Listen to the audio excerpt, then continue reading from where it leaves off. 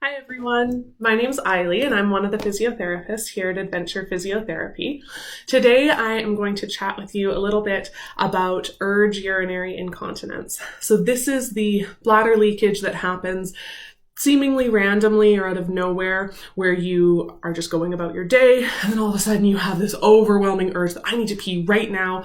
And then before you have a chance to get to the washroom, it just feels like you lose all control and your bladder just starts to empty. So there are quite a few things that can contribute to urge incontinence, and I'm just going to go over a couple of them today. One is actually environmental cues. So our bladders are incredibly trainable. They're actually very brilliant.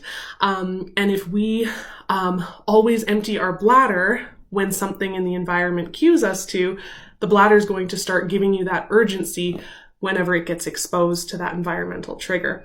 So a really common one is if you're someone who pees every time you go to leave the house, maybe because you don't want to be peeing in public or you're worried about leakage, as soon as you start going through that routine of getting ready to leave the house, your bladder is going to start saying it needs to empty, even if it did just empty maybe 20 minutes before.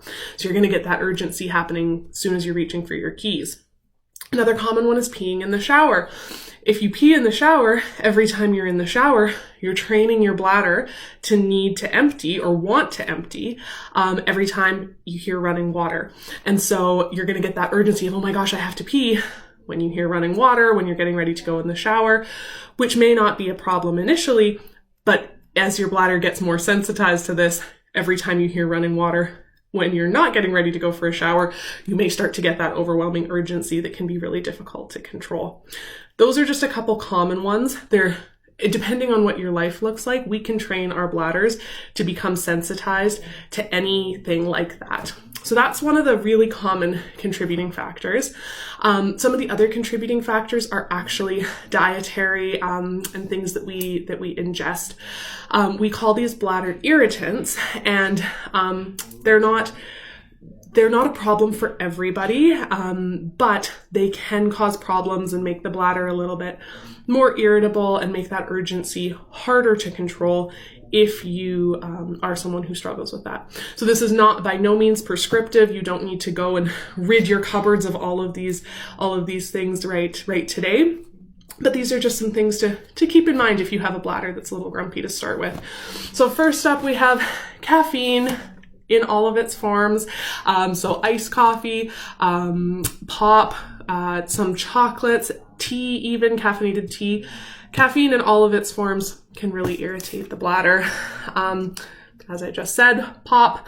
This is kind of a triple whammy because artificial sweeteners, artificial colorants, those can also wreak havoc on the bladder. So in diet, any kind of diet products often have some form of artificial sweeteners in them, and carbonation as well. So carbonated water, again, pop, those things can really irritate the bladder.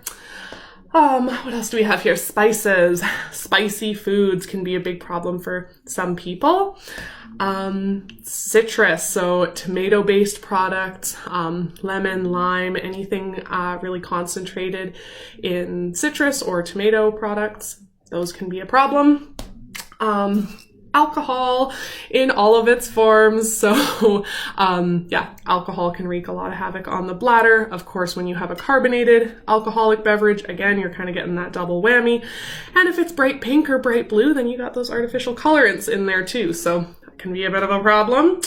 And then nicotine. Nicotine in all of its forms can also be really irritating to the bladder. So cigarettes themselves, nicotine gum, nicotine patches. If you needed another reason to quit, nicotine can be very irritating to the bladder as well and can contribute to that urgency. So again, these aren't things that we all have to cut out of our diets immediately. And we always recommend coming in and seeing a pelvic floor physiotherapist before cutting anything out of your diet. But this is more of an FYI of things that could be making that bladder a little bit harder to control. Take care, guys. Have a great rest of your day. Bye.